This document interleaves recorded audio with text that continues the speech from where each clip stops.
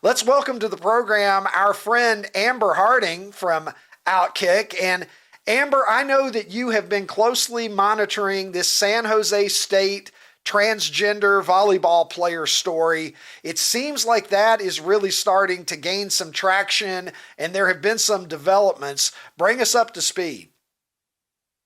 Yeah, so last week, I think when you covered this was right after Boise State had decided they were not going to play San Jose State. San Jose State has a player named Blair Fleming, who is a male to female transgender athlete, been on the team for a few years now, but we've discovered that San Jose State hid the fact that there was a male on the team. And they hid it, in fact, even from their own players for a little while. So Boise State canceled last week. Southern Utah canceled earlier in September. And then just now, last night, we got word that the University of Wyoming is canceling their match against San Jose State, which was supposed to be happening on October 5th. But apparently there's been a team meeting. They've decided that due to concerns for safety of their players, they are not going to participate in the match. So it's really become a movement now. It was a ton of traction on social media. Everyone was talking about it yesterday. Even the governor of Wyoming, Mark Gordon, came out and said on Twitter, on X, that he was highly supportive of the team's decision not to play, and that he is all about fairness and safety in women's sports. So it's definitely catching on, and it's something that's not going to go away anytime soon. Well, I want to bring in Ronnie T-shirts on this one, because Ronnie has been very vocal on this program in saying that the thing that is going to stop this march of increasing participation of transgender women with the inherent physical advantages that we've seen clearly in numerous cases, whether we're talking about Leah Thomas or whether we're talking about the boxers, who, whether we're talking about someone who was an intersexed individual or whatever the case may have been, we're talking about individuals who are not XX chromosome individuals. And so, Ron, you have said many times over on this program that the thing that will eventually swing the pendulum back towards sanity is if girls and women just decide that they will not compete under these conditions. Yeah, I think it's the easiest, most obvious thing to do is just don't compete. Hey, Amber, I did notice something similar in that Wyoming press release that I did in the Southern Utah press release, and it bothers me a little bit, and I want to see what you think about it. Is they both just said they weren't going to play, but they didn't say why. And I feel like it's just going to get swept under the rug, and nobody's really going to notice it if they don't actually say why. And it's not going to really help. It's not going to help stop this from happening.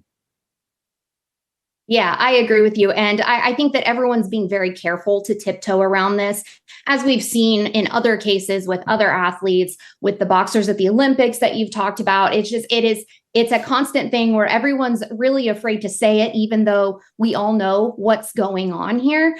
And I do think that this would have been swept under the rug. And I'm gonna pat on the back a couple of our writers, Dan Zakrzewski and Alejandro Avila. Dan noticed a while back when Southern Utah was quietly forfeiting that game without really making any fanfare about it. Dan noticed that, and we've been able to amplify that story since then. And so I think that that's really helped it to catch on. But it's been this secret, it was a secret within San Jose State. I spoke to one of the San Jose State players. She is a senior. She's a co-captain on the team. She's the setter. Her name is Brooke. And basically, after it became public knowledge, the teammates were told that you shouldn't talk about this. They were not given any sort of ultimatum or punishment or anything like that, as far as I know.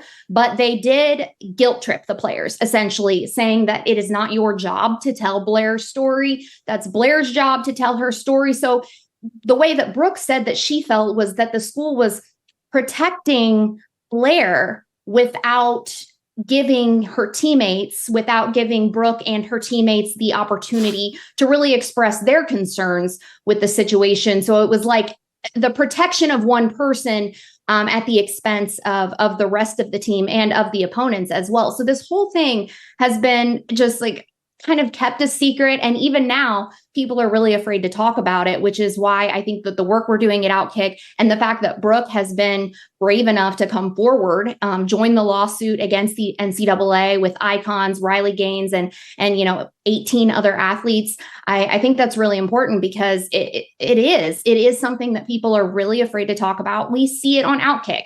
We see that we get people who are calling us bigots and hateful and things like that, but that's not the case. Bigotry, and it's not bigotry, it's biology. And that's the mantra that we've said over and over and over again. This is not a witch hunt for one particular athlete. It is really about the policy itself that's allowing this to happen.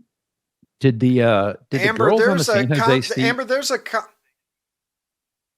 did the girls on the San Jose Go ahead, State Ronnie. team not notice that this girl was doing what we're seeing now in these videos, which is, I don't know the correct terminology for volleyball, but just spiking the hell out of the ball at levels and velocity that they're not used to seeing? Yeah, I think spiking the hell out of it is the correct term, actually. And that's what's happening. And just Blair's ability to jump. Now, you have to remember that the net for male volleyball in college is about 8 inches. I think it's 8 inches higher than female. And there's a reason for that. And it's because men can hit harder, they can jump higher. It's just that genetic advantage, right? So when I spoke to Blair, and this, she also said this in the official complaint that she filed in the NCAA lawsuit, was that Brooke noticed, I'm sorry, when I spoke to Brooke, not Blair. When I spoke to Brooke noticed that Blair jumped really high, hit harder than any female player she had ever seen. But at that point, she was still unaware that Blair was born a male, because the school, throughout her transfer process from Alabama, throughout the first couple months, did not tell her that Blair was born a male. And that's especially problematic because she was chosen to room with Blair on multiple occasions, on road trips, shared a residence with her on campus. And so it was that Brooke really felt like she was being misled here. And Brooke said that she noticed that Blair could jump high and could hit hard, but never occurred to her to even question someone's gender, right? Until teammates kind of spoke behind closed doors and she found out what was really going on. Amber, there's a concept in sociology that I used to teach about in my 101 classes called groupthink. It's really a psychological thing more than sociological, but we used it within sociology. And the idea is that the perception of unanimity is very powerful. The idea that if you think you're in an environment where everybody is thinking a particular way, it tends to encourage silence, because it's difficult for most people to be the squeaky wheel and be the person who pushes back against what they perceive to be a consensus of thought. And I think that is one of the factors that we've been watching with this transgender athlete issue, where Ron has been asking the question, why aren't they doing this? And it's like nobody wants to be the first. Nobody wants to be the one that sticks their neck out first and goes against the grain and risks whatever it is that they perceive that they have to risk by doing that. But now that we have seen 3 schools that have refused to play San Jose State, just 2 here in the past week, do you think that we may be hitting a tipping point where this idea of not competing is becoming normalized in a way that we're going to see more and more schools and more female players feeling comfortable in making a decision not to compete? That's definitely possible. I do think that schools were kind of waiting for one school to make that decision first, right? Because like you said, nobody wants to be that one squeaky wheel. Nobody wants to be the first one. So I think we are seeing this turn into sort of a movement, but at the same time, just like we've seen in other cases, this has become such a polar issue, right? For example, Colorado State is going to go through with their game against SJSU tonight.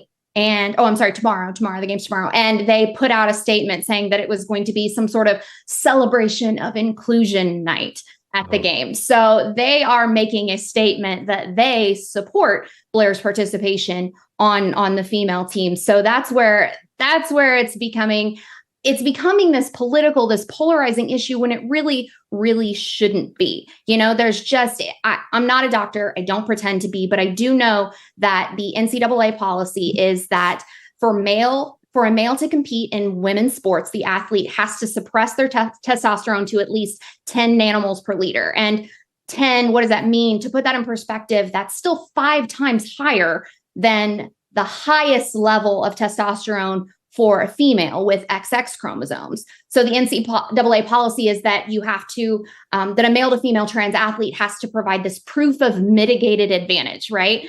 But mitigated is not the same thing as eliminated. There's been studies that show that someone who goes through male puberty can suppress their testosterone, but it doesn't take away that advantage because they've still got the size, they've still got the strength. And so it shouldn't be so polarizing. It shouldn't be something that we're afraid to talk about. It's just science. It's just biology. We've been told for a long time by liberals, right, to trust the science. So that's what we should be doing here. And instead, it's just become another reason to fight with each other about it, and it shouldn't be. Yeah, I think it's just a matter of common sense. And again, I have sympathy for anyone who feels that they were born in the wrong body, who feels compelled to change their gender. I wish those people happy lives and to live their lives to the fullest.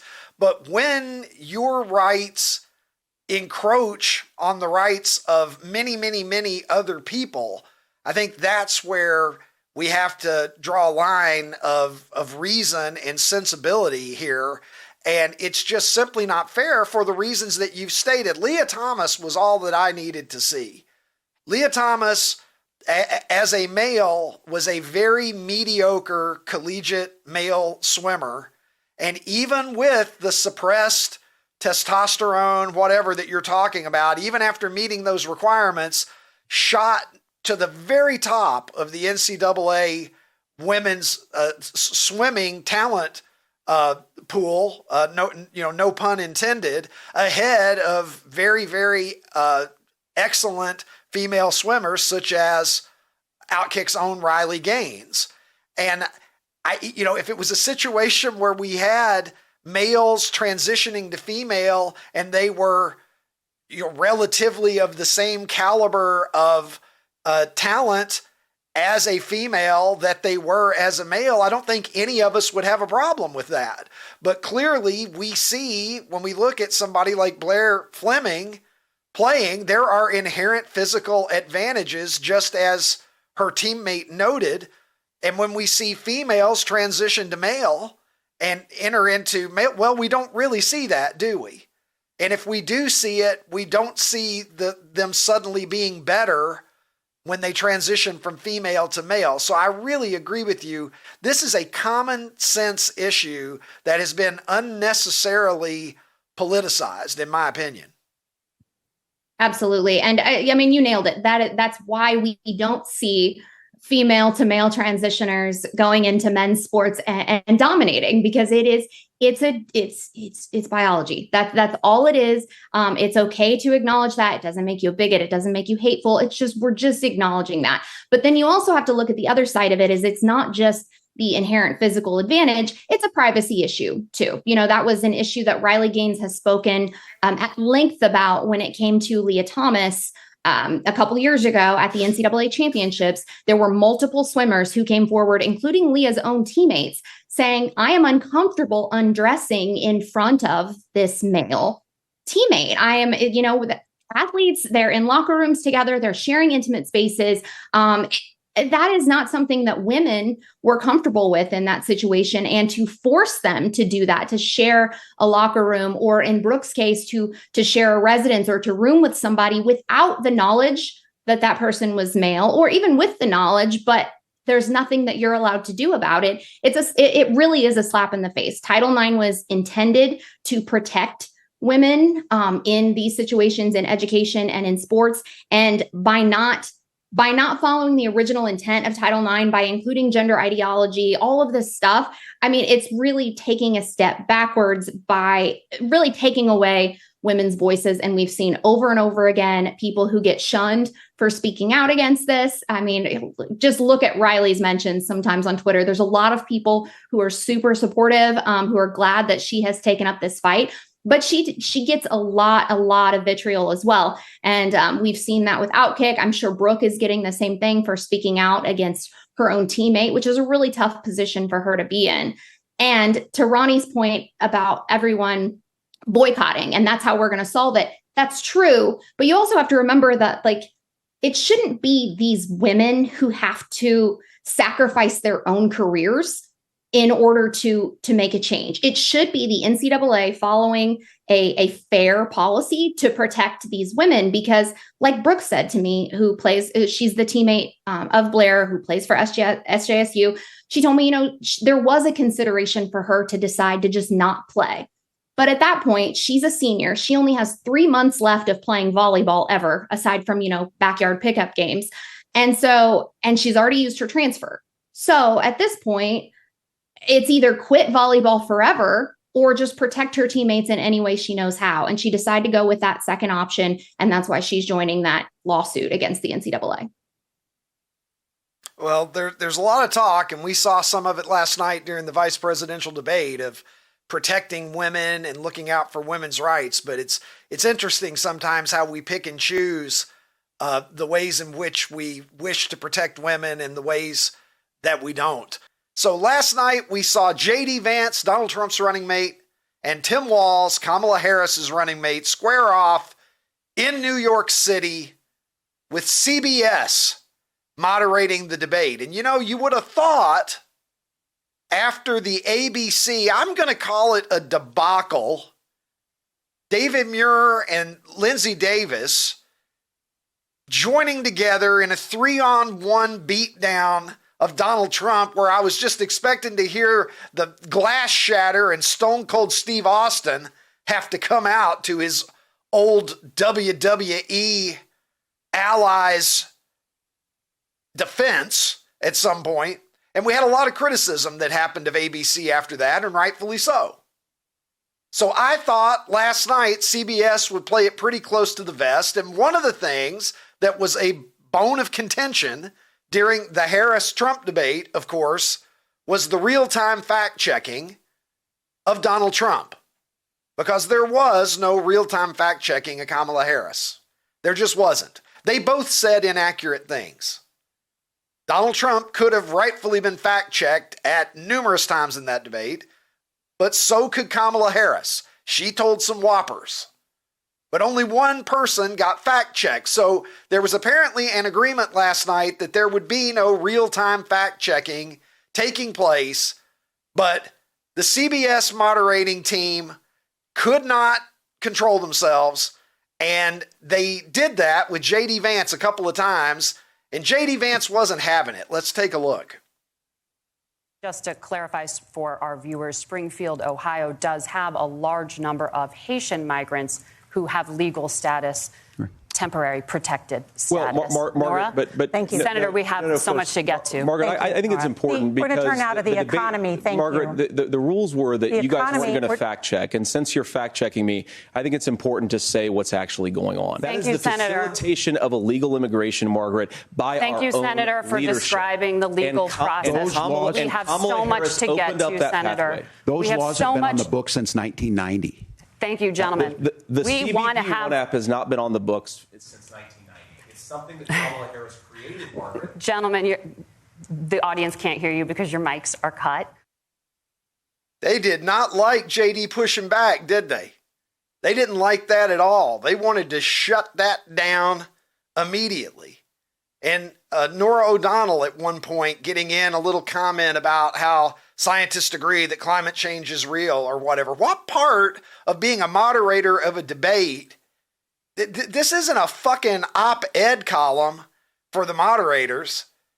Okay, debate. Since when did debates come with footnotes from the moderators? So there's a difference between asking the questions, getting the answers, pressing on questions. That's all part of the job. But to sit there and add your 2 cents worth is not part of a moderator's job, and it's particularly offensive when you're only doing it to one candidate. And guess who the one candidate was that was getting it multiple times last night? Yeah, that's right. And guess who didn't get it very much after that? So good on JD Vance for pushing back, because they weren't nearly as aggressive about making comments after his answers once he called them on it. Tim Walz, for his part, bit of a rough start, settled in, got more comfortable as time went on, I think, but had some rough moments, and particularly struggled with the question about why he claimed that he was in Tiananmen Square in China when we now know he was not, while all of those historic moments were going down. He's claimed that he was present there. That has now been debunked. He wasn't present. Let's take a look at what Tim Walz had to say last night when he was confronted directly about the, let's just say, untruth of his past public comments. I grew up in small rural Nebraska, town of 400, town that you rode your bike with your buddies till the streetlights come on, and I'm proud of that service. Now, look, my community knows who I am. They saw where I was at. Look, I will be the first to tell you, I have poured my heart into my community. I've tried to do the best I can, but I've not been perfect, and I'm a knucklehead at times. Mr. Simpson, did you kill your wife and Ronald Goldman? Well, I was born in a small town where I rode my bike around with my friends until the streetlights came. What kind of answer is that?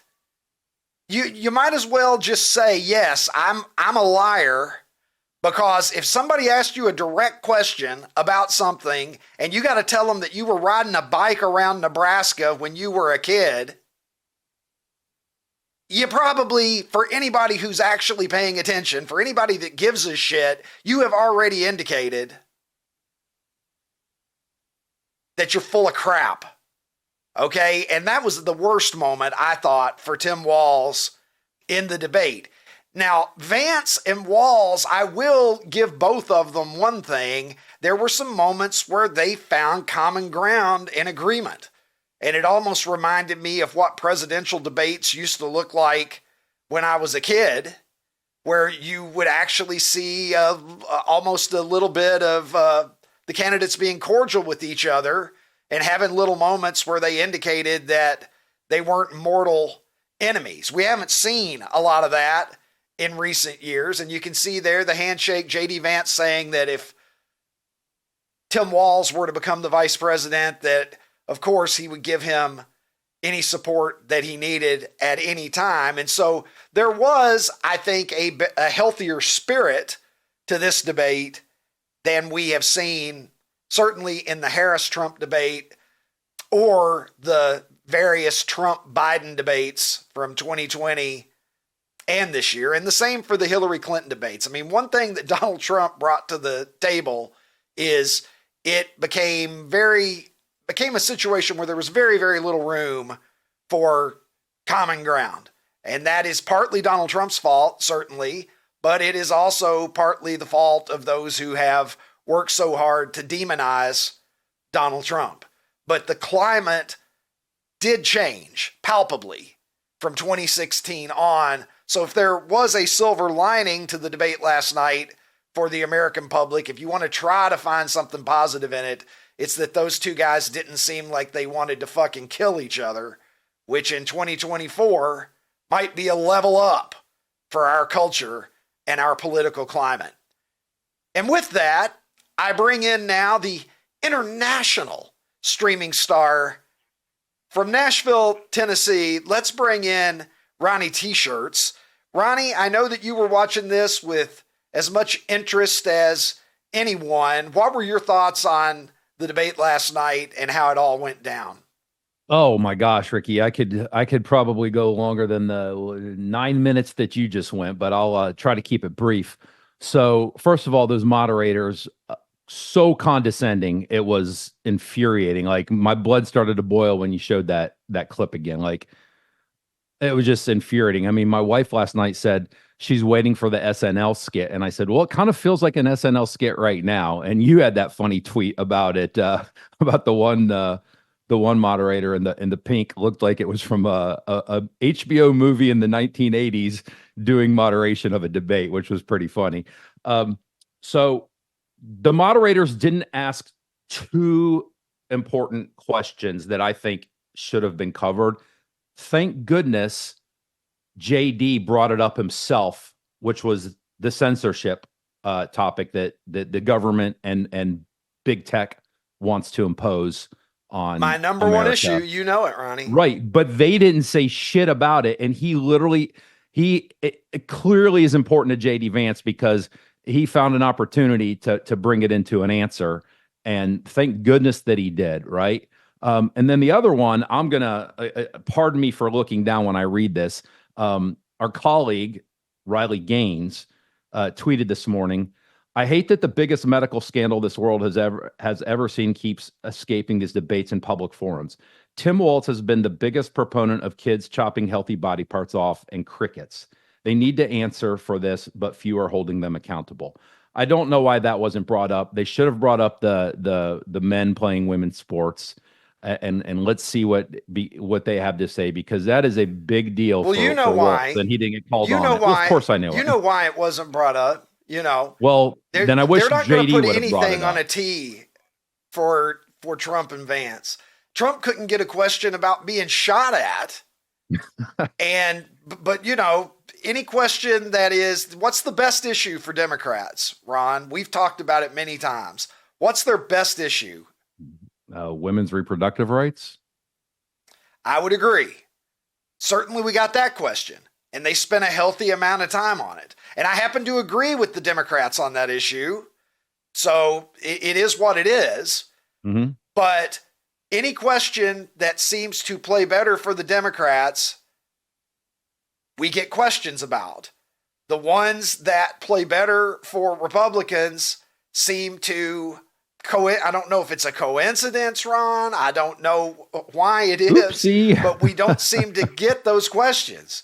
And let's go back and take a look here real quickly at a strong moment for JD Vance last night. He got some wind at his sails here at one point and really went after Tim Walz, and I think scored some points. Let's take a look at JD last night. And I honestly, Tim, I think you got a tough job here because you've got to play whack-a-mole. You've got to pretend that Donald Trump didn't deliver rising take-home pay, which of course he did. You've got to pretend that Donald Trump didn't deliver lower inflation, which of course he did. And then you simultaneously got to defend Kamala Harris's atrocious economic record, which has made gas, groceries, and housing unaffordable for American citizens. Pretty indicative of the zone that JD Vance was in for most of the night. Tim Walz, I think 80% of the debate, he did reasonably well. I think he had a few stumbles. I don't know that JD had any weak moments in that debate. And again, Ron, a lot of people will tell you the vice presidential debate is basically just, it's an exhibition. It's something for us to watch and talk about. It's given us content today on this program, but that historically vice presidential debates and vice presidential candidates to a large extent don't really move the needle very much. Do you feel like this debate in an election that is razor close, if you really look at the analytics on this thing, do you think that a debate like this could have moved the needle at all in the direction of Trump Vance?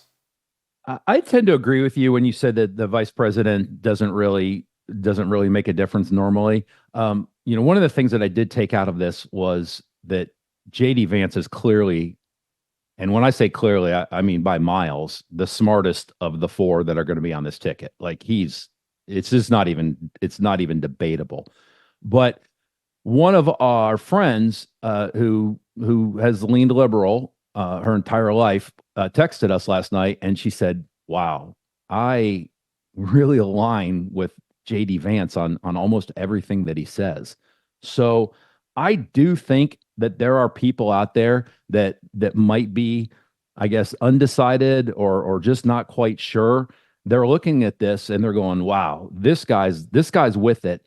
And it does say something about who you're aligned with, right? Like Trump, you can think what you want about Trump, but then you look at JD Vance and go, "Wow, this dude is smart. He was civil. He was compassionate."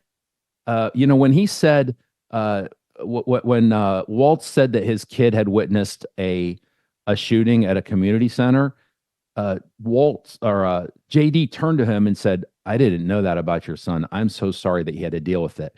It seemed really genuine to me, and maybe it wasn't, but it actually seemed genuine to me. And so I think that it might help a little bit. And I guess the people that are going to vote for Kamala are voting for her regardless. But I think what it did for the right, or people that are going to vote for Trump, is it scared them shitless to think that if anything ever did happen to Harris, that dude would be the president, because, oh my gosh, he would get eaten alive in the world stage. Well, I actually think, and again, this is a low bar for him to clear, but I don't know. I think the vice presidential candidate on both sides is the better candidate on both tickets. Oh, really. Absolutely.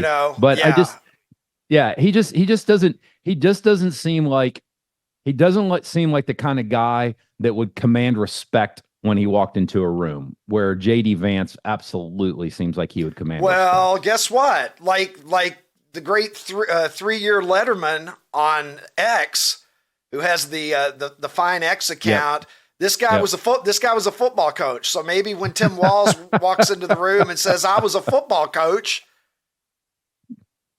Mr. Putin," maybe you can, maybe you'll fucking give him some deference, sir. Maybe. You underestimate his high school football coaching credibles. Let's take a look at the poll of the day, Ronnie. Yesterday we had a serious poll because we were celebrating and reflecting upon the historic career and life of the late Pete Rose, who just passed away this week. But today we'll get back to business as usual with nonsense and some fun stuff to look at. Let's take a look at it. We're calling it America's Poll of the Day.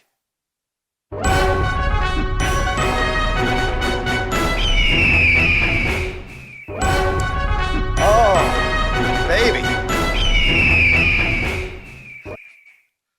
Oh, one more time. I don't know. Are we doing it twice now? That is fabulous. The eagle has never soared higher or prouder, Ronnie, than he soars right before this poll every day right here on this show. And Ron, today's choices. Mm-hmm. We have Mexican restaurants, and I realize Mexican restaurants, that covers an entire food genre.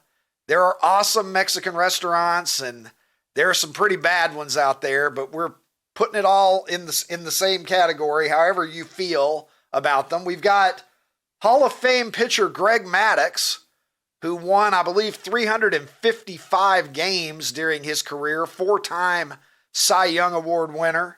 We've got a little ditty about Jack and Diane. They're just sucking on chili dogs outside the Tasty Freeze and all of those things happening. And then, Ron, you're going to recognize the fourth one as one of yours, Making Good Time, which we're defining. I didn't clarify this because I've only got so many characters on X, but we're saying this is beating the GPS. Yeah.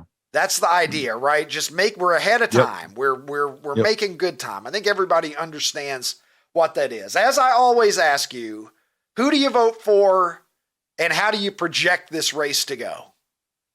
Well, I don't care about Greg Maddux and Jack and Diane. I do recognize Greg Maddux. Communist. No, I just said I recognize his greatness. I don't like pretty Greg much, Maddox, and I don't like Jack and Diane. Why don't you? Were you in Tiananmen Square, or were you riding your bike around Ohio, motherfucker? I was just a fat kid riding my bike in know. Ohio. Just a fat kid riding my bike in Ohio. I mean, probably any other poll you did, I would have put making good time. But dude, my fat ass is hangry most of the time that I go to restaurants. And the fact that they throw those chips down simultaneously with me sitting down at the table and I can start just throwing down chips and salsa, like, I mean, Mexican restaurants is going to run away with this. Making good time and Greg Maddox are dangerous. I don't know. Let's see. No, dude, it's not even going to be close. It's not even going to be close. Oh, it's going to be close. Oh, okay. Maddox. Well, it's a 2-horse race between Mexican restaurants and Greg Maddox. Yeah. Jack and Diane not doing well, and making good time, I think, is a little bit underrated. That's always a good feeling. Can you indulge me 30 seconds to say something funny about tortilla chips that I see on the internet every once in a while? It makes me laugh every time. What? I got the go ahead. Okay. So yeah. I thought you were telling me to like come up with something funny about tortilla chips. No. I said, will you indulge? Like, I said, will you indulge me? I said, you indulge me. Oh, I was like, I'm not your dancing monkey, motherfucker. No, yes, I will indulge you. Please entertain us. So it's actually illustrated, and they say, "Sir, would you like this stack of 15 to 20 tortillas?" And the person says, "Oh, no, that's outrageous. I could never eat that." They said, "Hear me out. What if I cut them into triangles and fried them and then salted them?" Because that's what we do, dude. We eat, like, how many baskets of chips do you eat when you go to a Mexican restaurant? Be honest. I can do 2. I've done 3.